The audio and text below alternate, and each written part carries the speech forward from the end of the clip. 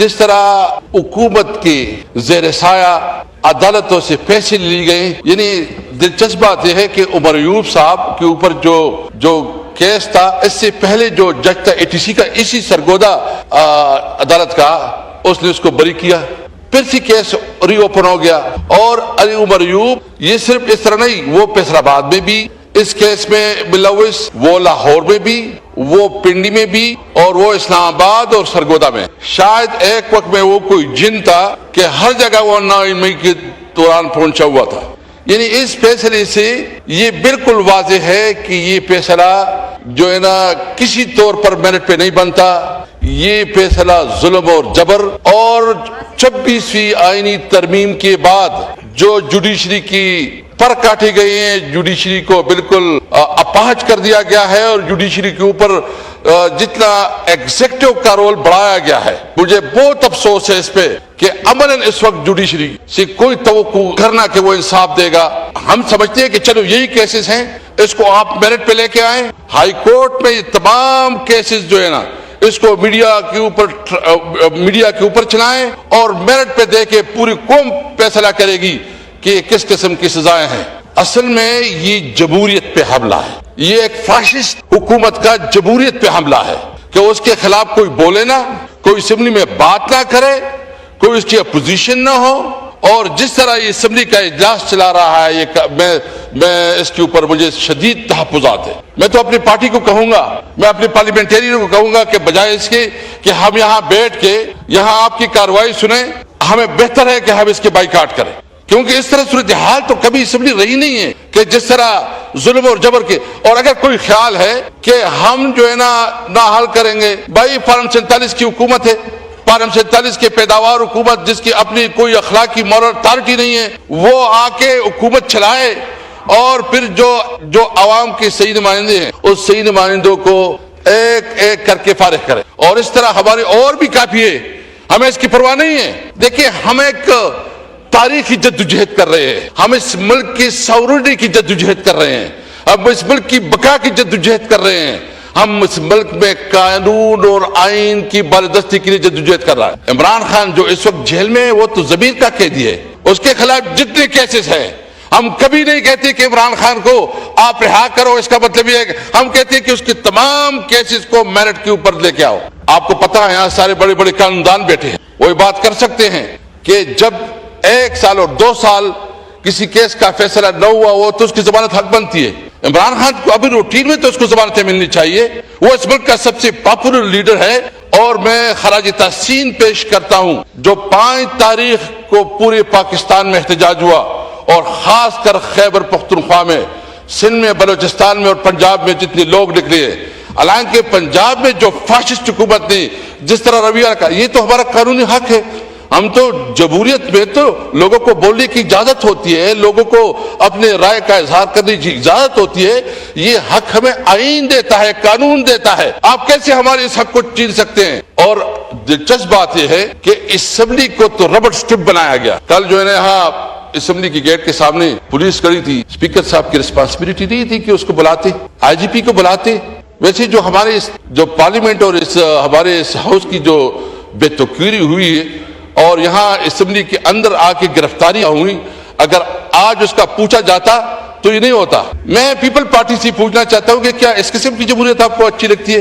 کیا اس کے اوپر آپ کی خاموشی، یہ آپ کو تکلیف خوشی ہے کہ شاید ایک اپوننٹ کو جو نا تکلیف ہو رہی ہے، اپوننٹ کو جو دبایا جا رہا ہے؟ لیکن یہ یاد رکھے کہ یہ جمہوریت کو دبایا جا رہا ہے۔ یہ ذوالفقار علی بھٹو کا جو فلسفہ تھا کہ انہوں نے اس ملک کو 1973 کا آئین دیا، یہ اس 1973 آئین کا خلیہ بگاڑ دیا، اور 26ویں آئین ترمیم میں پیپل پارٹی برابر ملوث رہی، اور اس کی وجہ سے آج عدالتیں جس حال میں ہیں، عدالتوں کو جس طرح کمپرومائز کیا گیا، عدالتوں کو جس طرح جو ہے نا اس کی تشخص برباد کی گئی، اور اس وقت عدلیہ کے اوپر لوگوں کا اعتماد اڑتا جا رہا ہے۔ دیکھیں ہمارے پاس کیا راستہ ہے۔ ایک تو بالکل میں یہ واضح کرنا چاہتا ہوں کہ ہم اپنے لافل سٹرگل سے کسی صورت میں پیچھے نہیں ہٹیں گے، ہم کسی طور پر اپنی جدوجہد کو نہیں چھوڑیں گے۔ اس وقت جس طرح جبر کیا جا رہا ہے، یعنی یہ جو میں صرف پاکستان تحریک انصاف کی بات نہیں کرتا, میں تمام جو یہاں پارلیمنٹیرینوں سے بات کرتا ہوں کہ آپ کی پریویلیجز کدھر گئے.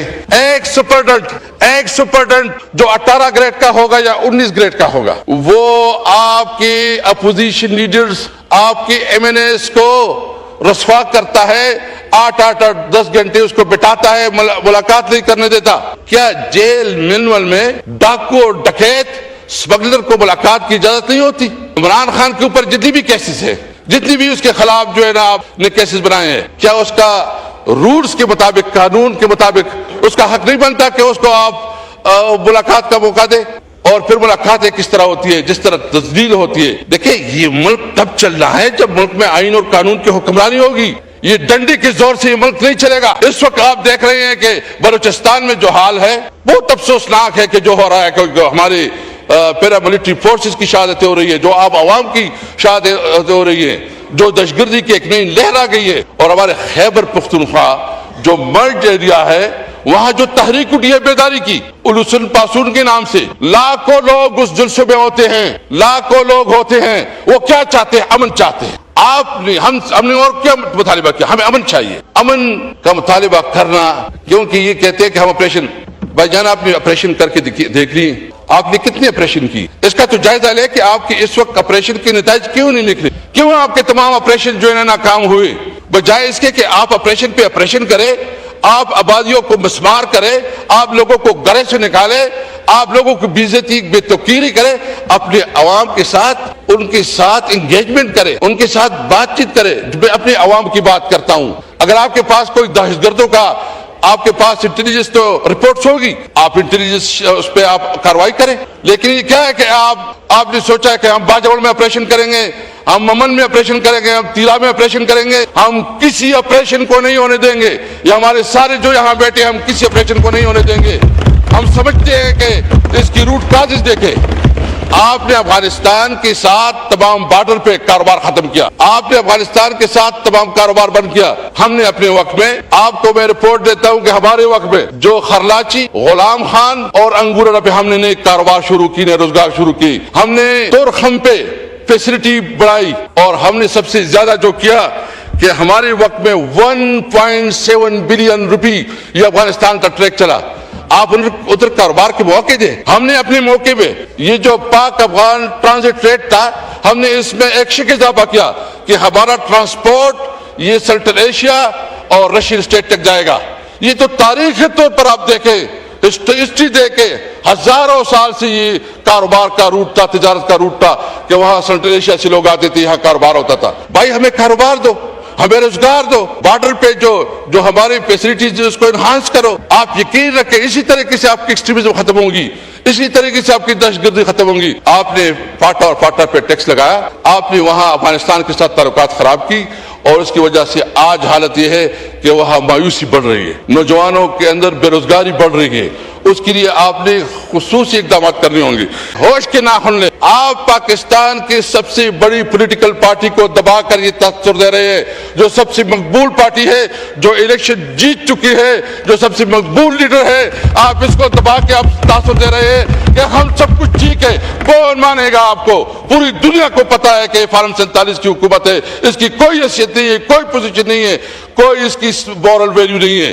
آپ نے میڈیا پہ آتے ہیں, میڈیا پہ ابھی مجھے یقین ہے کہ میرا تو کچھ آپ دکھائیں گے نہیں. ابھی جو ہے نا آپ کا ماشاءاللہ جو یوٹیوب پہ بھی بند ہو چکا ہوگا, اور اگر میرے مقابلے میں کبھی کوئی جواب دے گا تو وہ میڈیا پہ بڑھ بڑھ کے بولا جائے گا. دیکھیں اس اسمبلی کی تکریم کو, اس اسمبلی کی ریسپیکٹ کو, اس اسمبلی پارلیمنٹیرین کی جو پریویلیجز ہے اس کو پروٹیکٹ کرے. اسپیکر صاحب کی رسپانسبلٹی ہے کہ وہ اس اسمبلی کی تقریب کو پروٹیکٹ کرے. اس لیے میں کہتا ہوں کہ دیکھیں آپ جتنا بھی دباؤ گے دبے گا نہیں, آپ جتنا بھی زور لگاؤ گے زور کے مقابلے میں آواز خاموش نہیں ہوگا, اور زور سے بڑھے گا. الحمدللہ ہم نے جو کیا, میں خود کل سوابی میں تھا, اور جو پوری خیبر پختونخوا میں دیکھے لاکھوں لوگ نکلے ہیں, لوگوں نے مسترد کیا ہے اس حکومت کو اور اس حکومت کی پالیسیوں کو. ہم یہ بات بالکل واضح کرنا چاہتے ہیں کہ آپ کا اتنا بڑا سکینڈل آیا, چینی سکینڈل. سب سے پہلے یہ پوچھنا چاہتے ہیں کہ چینی آپ نے ایکسپورٹ کیوں کی, کس کی رپورٹ پہ کی, اور اگر آپ نے اس کو ایکسپورٹ کی تو پھر امپورٹ کی ضرورت کیا پیش آئی؟ کیوں ضرورت پیش آئی امپورٹ کی؟ اور اس کی وجہ سے اس وقت جو مارکیٹ میں قلت ہے چینی کی، اس کی ذمہ دار کون ہے؟ میں مطالبہ کرتا ہوں کہ اس کے لیے جوڈیشل انکوائری مقرر کی جائے اور تاکہ حقائق سامنے آ جائے. جو ذمہ دار ہے جس نے اس عوام کا استحصال کیا، لوٹا ہے، اس کا جو ہے نا احتساب کیا جائے. میں مطالبہ کرتا ہوں کیونکہ آپ حکومت اگر سمجھتی ہے کہ وہ بے گناہ ہے تو جوڈیشل کمیشن بنائیں. کیا ہے جوڈیشل کمیشن میں؟ پتہ یہ چلے، عام طور تاثر یہ ہے کہ یہ شریف خاندان کی آپس میں ایک ڈسکشن ہوئی اور اس کے ذریعے جو ہے فیصلہ ہوا اور اس کی وجہ سے جو ہے چینی امپورٹ کی گئی. جو ذمہ دار ہے اس ذمہ دار کو جو ہے نا اس کا تعین ہونا چاہیے. اس لیے میں آج یہ بات واضح کرنا چاہتا ہوں کہ جو ظلم اور جبر اور پستائیت چل رہی ہے، اگر کسی کا خیال ہے کہ اس طرح نااہلیوں سے ہم دب جائیں گے، ہم پیچھے ہو جائیں گے، تمام میں نے اس کو بے ہاتھ اٹھا کے کہتا ہوں کہ ہم کڑے ہیں عمران خان کے ساتھ، کڑے رہیں گے انشاءاللہ تعالی، اور اس تحریک کو منطقی ہم جہاں تک پہنچ جائیں گے. اس حکومت کی کوئی حیثیت نہیں ہے کہ یہ ملک میں فیصلے کرے. ہمیں جو بھی موقع ملا، جتنی قانون سازی ہوئی ہے، ساری قانون سازی کو جو انلیجیٹمیٹ حکومت نے کی ہے اس کو فارغ کرے.